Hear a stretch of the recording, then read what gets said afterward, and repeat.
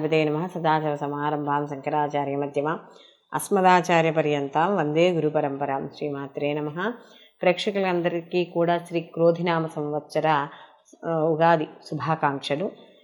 ఇప్పుడు మనం ఈరోజు చెప్పుకోబోయేది ఈ క్రోధినామ సంవత్సరంలో అసలు విద్యార్థులకి, ద్వాదశ రాశుల వారికి ఉండే విద్యార్థులకి ఎలా ఉండబోతోంది, వీళ్ళు ఎటువంటి శ్లోకాలను చదువుకోవడం ద్వారా విద్యలో మంచి రాణింపు లభిస్తుంది, పరీక్షల్లో మంచి ఉత్తీర్ణత సాధిస్తారు, ఇలాంటి విషయాలన్నీ కూడా ఇప్పుడు మనం తెలుసుకుందాం. విద్యార్థులకు కానీ చూసుకున్నప్పుడు మొట్టమొదటిగా మేషరాశి వాళ్ళలో ఎవరైతే విద్యార్థులు ఉన్నారో వాళ్ళందరికీ కూడా మంచి ఉత్తీర్ణత సాధించడం, గతంలో కంటే కూడా ఇప్పుడు విద్యార్థులు చదువు మీద ఎక్కువగా శ్రద్ధ వహించడం, అలాగే వీళ్ళు ముఖ్యంగా ఎవరైతే ఈ మనకి రీసెర్చ్ సెంటర్లో వాటిల్లో పనిచేస్తున్నారో విద్యార్థులుగా, అంటే ఇప్పుడు ఇంటర్న్షిప్లు చేయడం ఇలా అంటూ ఉంటాం కదా, అలా చేసే వాళ్ళందరికీ కూడా అనుకూలంగా ఉంది. అలాగే డాక్టర్లు, లాయర్లు, ఇలాగ ఐటీ రంగాల్లో ఉన్న వాళ్ళకి వీళ్ళందరికీ కూడా అనుకూలంగా, విద్యార్థులందరికీ కూడా అనుకూలంగా ఉంది. వీళ్ళకి ముఖ్యంగా లాభ శని వల్ల, అలాగే వ్యయ రాహు వల్ల కూడా విద్యార్థులు ఏమైనా ఉన్నత విద్య కోసం విదేశాలకు వెళ్ళే అవకాశాలు కూడా వీళ్ళకి ఎక్కువగా కనబడుతున్నాయి. వృషభ రాశి వారికి కానీ చూసుకుంటే విద్యార్థులకి కాస్త శ్రద్ధ అవసరం. అలాగే అక్కర్లేని స్నేహాలకు దూరంగా ఉండడం, ఇతర వ్యాపకాలకు దూరంగా ఉండడం, లేదా చూడండి ఎక్కువగా తర్వాత చదువుకుందానిలే ఏముంది అని చెప్పి సినిమాలకేనో లేకపోతే ఏవైనా ఇతర మాధ్యమాల్లో ఉండేవన్నీ చూసుకుంటూ కాలాన్ని గడిపేస్తూ ఉంటారు. కాబట్టి ఉన్న సమయాన్ని వృధా చేసుకోకుండా సమయాన్ని సద్వినియోగం చేసుకుని విద్యార్థులు కాస్త కష్టపడి చదవడం ద్వారా వృషభ రాశి విద్యార్థులు మంచి ఉత్తీర్ణత శ్రీ క్రోధినామ సంవత్సరంలో పొందడం అనేది జరుగుతుంది.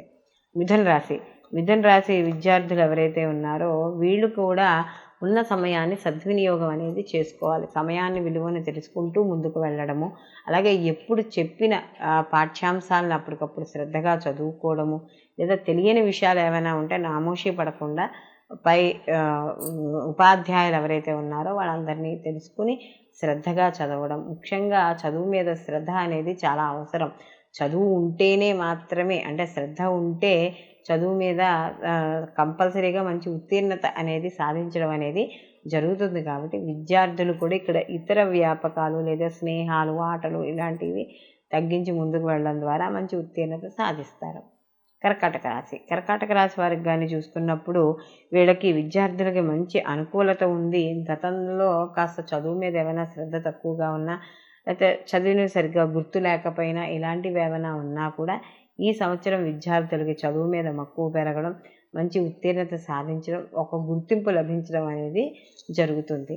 అలాగే సింహరాశి వాళ్ళకి కానీ చూసుకున్నప్పుడు వీళ్ళకి ముఖ్యంగా విద్యార్థులకి కాస్త శ్రద్ధ అనేది చాలా అవసరము. వీళ్ళకు కూడా కొంత ఏదైతే చదువు ఉంటుందో ఆ చదువు ఒక్కోసారి కొంత ఎంత చదివినా కూడా ఎక్కదనమాట.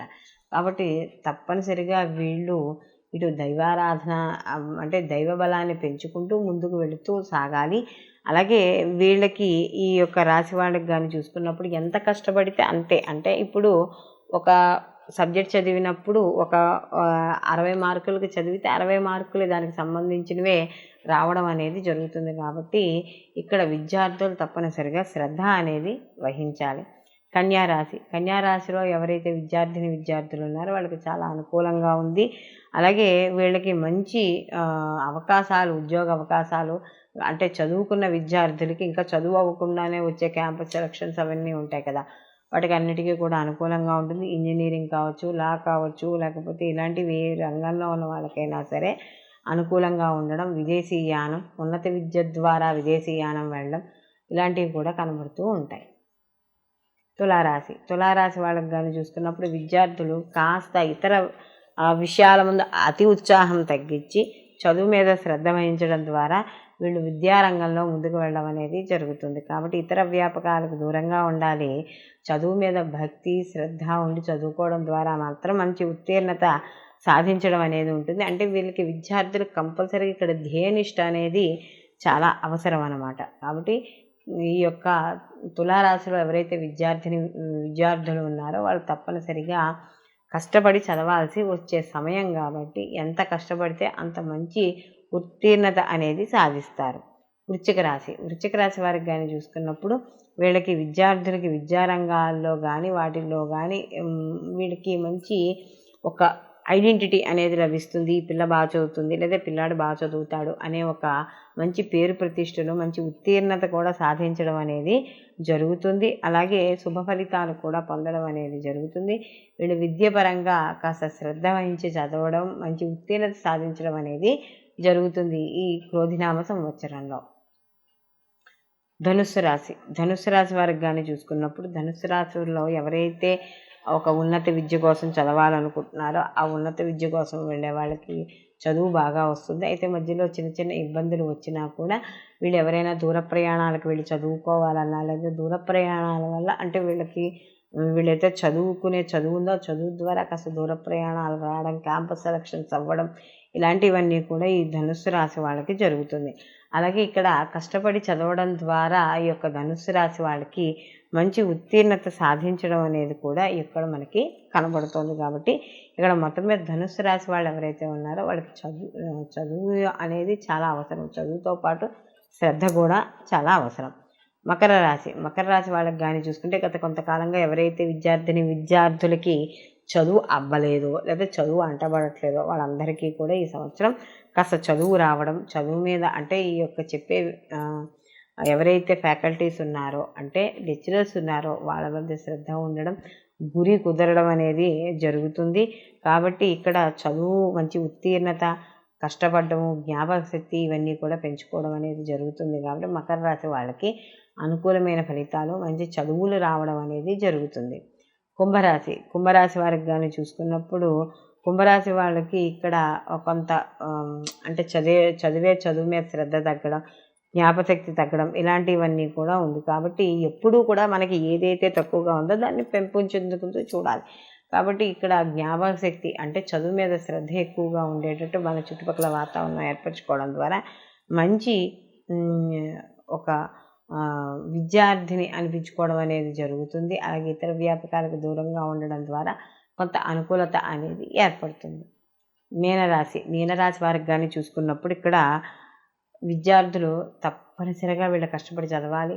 ఎవరైతే స్నేహితులు ఉన్నారో స్నేహితులు కొత్త వాళ్ళు వచ్చేటప్పుడు కాస్త జాగ్రత్త వహించండి. అలాగే వీళ్ళకి ఏంటంటే నూతన స్నేహాల పరిచయాల ద్వారా శ్రద్ధ కాస్త తక్కువ అవుతూ ఉంటుంది. కాబట్టి కాస్త చేసే చదువులు అంటే మనం చదివే చదువులోనూ వాటిలోనూ తప్పనిసరిగా పట్టుదల అనేది చాలా అవసరం.